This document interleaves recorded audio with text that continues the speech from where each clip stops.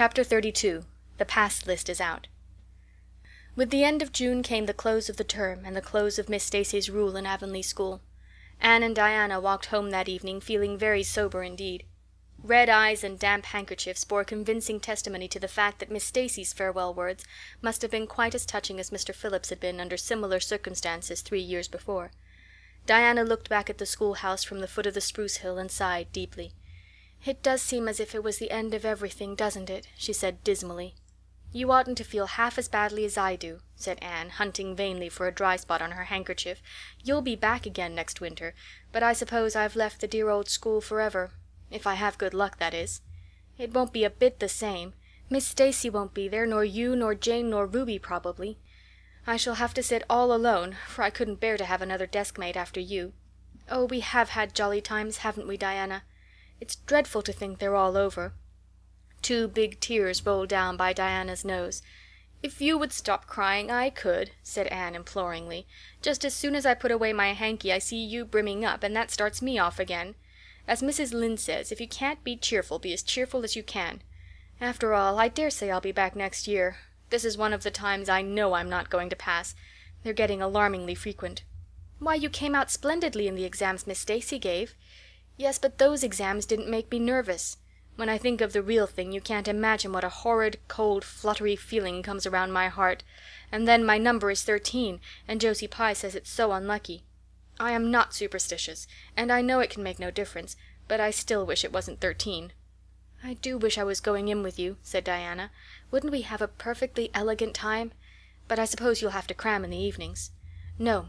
Miss Stacy has made us promise not to open a book at all. She says it would only tire and confuse us, and we are to go out walking and not think about the exams at all, and go to bed early. It's good advice, but I expect it will be hard to follow. Good advice is apt to be, I think. Prissy Andrews told me that she sat up half the night every night of her entrance week, and crammed for dear life, and I had determined to sit up at least as long as she did. It was so kind of your Aunt Josephine to ask me to stay at Beechwood while I'm in town. You'll write to me while you're in, won't you?" "I'll write Tuesday night and tell you how the first day goes," promised Anne. "I'll be haunting the post office Wednesday," vowed Diana. Anne went to town the following Monday, and on Wednesday Diana haunted the post office as agreed and got her letter. "Dearest Diana," wrote Anne, "here it is Tuesday night, and I'm writing this in the library at Beechwood. Last night I was horribly lonesome all alone in my room, and wished so much you were with me. I couldn't cram because I'd promised Miss Stacy not to, but it was as hard to keep from opening my history as it used to be to keep from reading a story before my lessons were learned. This morning Miss Stacy came for me, and we went to the academy, calling for Jane and Ruby and Josie on our way. Ruby asked me to feel her hands, and they were as cold as ice. Josie said I looked as if I hadn't slept a wink, and she didn't believe I was strong enough to stand the grind of the teacher's course even if I did get through. There are times and seasons even yet when I don't feel that I've made any great headway in learning to like Josie Pye. When we reached the academy there were scores of students there from all over the island. The first person we saw was Moody Spurgeon, sitting on the steps and muttering away to himself. Jane asked him what on earth he was doing, and he said he was repeating the multiplication table over and over to steady his nerves, and for pity's sake not to interrupt him, because if he stopped for a moment he got frightened and forgot everything he ever knew, but the multiplication table kept all his facts firmly in their proper place. When we were assigned to our rooms, Miss Stacy had to leave us. Jane and I sat together, and Jane was so composed that I envied her. No need of the multiplication table for good, steady, sensible Jane. I wondered if I looked as I felt and if they could hear my heart thumping clear across the room. Then a man came in and began distributing the English examination sheets. My hands grew cold then, and my head fairly whirled around as I picked it up. Just one awful moment, Diana, I felt exactly as I did 4 years ago when I asked Marilla if I might stay at Green Gables. And then everything cleared up in my mind, and my heart began beating again. I forgot to say that it had stopped altogether, for I knew I could do something with that paper anyhow. At noon we went home for dinner, and then back again for history in the afternoon. The history was a pretty hard paper, and I got dreadfully mixed up in the dates.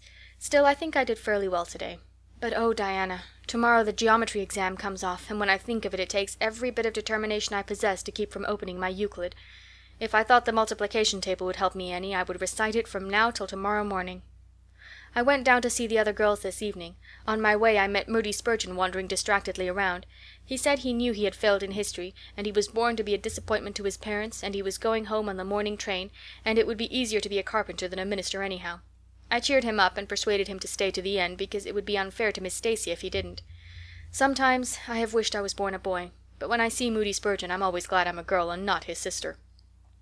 Ruby was in hysterics when I reached their boarding house. She had just discovered a fearful mistake she had made in her English paper. When she recovered we went uptown and had an ice cream. How we wished you had been with us. Oh, Diana, if only the geometry examination were over. But there, as Mrs. Lynde would say, the sun will go on rising and setting whether I fail in geometry or not. That is true, but not especially comforting. I think I'd rather it didn't go on if I failed. Yours devotedly, Anne. The geometry examination and all the others were over in due time, and Anne arrived home on Friday evening, rather tired but with an air of chastened triumph about her. Diana was over at Green Gables when she arrived, and they met as if they had been parted for years. "You old darling, it's perfectly splendid to see you back again. It seems like an age since you went to town, and oh, Anne, how did you get along?" "Pretty well, I think, in everything but the geometry. I don't know whether I passed in it or not, and I have a creepy, crawly presentiment that I didn't. Oh, how good it is to be back!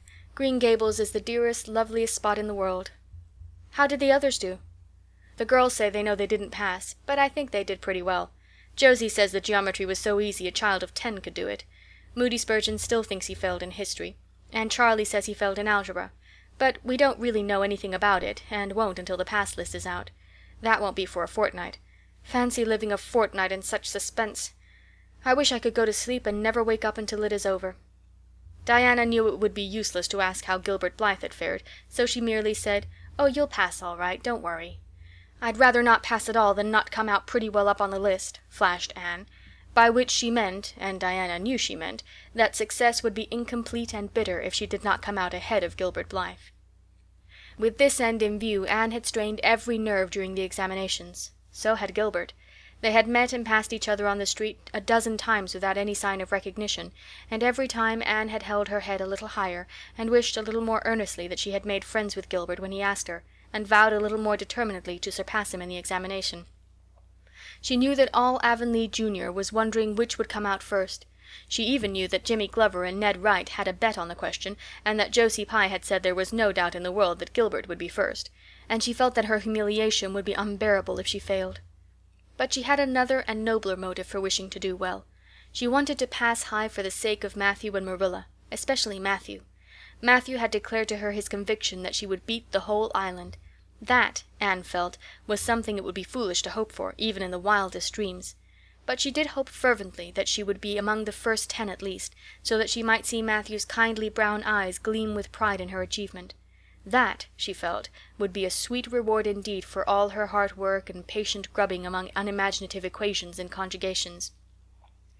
At the end of the fortnight Anne took to haunting the post office also, in the distracted company of Jane, Ruby, and Josie, opening the Charlottetown dailies with shaking hands and cold, sink-away feelings as bad as any experienced during the entrance week. Charlie and Gilbert were not above doing this too, but Moody Spurgeon stayed resolutely away. "I haven't got the grit to go there and look at a paper in cold blood," he told Anne. "I'm just going to wait until somebody comes and tells me suddenly whether I've passed or not." When 3 weeks had gone by without the pass list appearing, Anne began to feel that she really couldn't stand the strain much longer. Her appetite failed, and her interest in Avonlea doings languished. Mrs. Lynde wanted to know what else you could expect with a Tory superintendent of education at the head of affairs, and Matthew, noting Anne's paleness and indifference and the lagging steps that bore her home from the post office every afternoon, began seriously to wonder if he hadn't better vote Grit at the next election. But one evening the news came.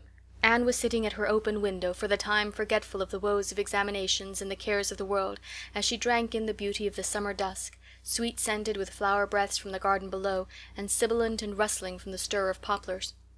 The eastern sky above the firs was flushed faintly pink from the reflection of the west, and Anne was wondering dreamily if the spirit of color looked like that, when she saw Diana come flying through the firs, over the log bridge and up the slope with a fluttering newspaper in her hand. Anne sprang to her feet, knowing at once what that paper contained. The pass list was out. Her head whirled and her heart beat until it hurt her. She could not move a step. It seemed an hour to her before Diana came rushing along the hall and burst into the room without even knocking, so great was her excitement. "Anne, you passed!" she cried. "Passed the very first! You and Gilbert both. Your ties, but your name is first. Oh, I'm so proud!" Diana flung the paper on the table and herself on Anne's bed, utterly breathless and incapable of further speech. Anne lighted the lamp, oversetting the match safe and using up half a dozen matches before her shaking hands could accomplish the task. Then she snatched up the paper. Yes, she had passed.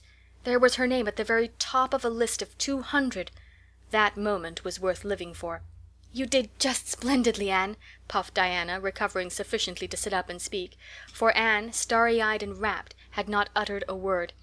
"Father brought the paper home from Bright River not 10 minutes ago. It came out on the afternoon train, you know, and won't be here till tomorrow by mail. And when I saw the pass list I just rushed over like a wild thing. You've all passed, every one of you, Moody Spurgeon and all, although he's conditioned in history.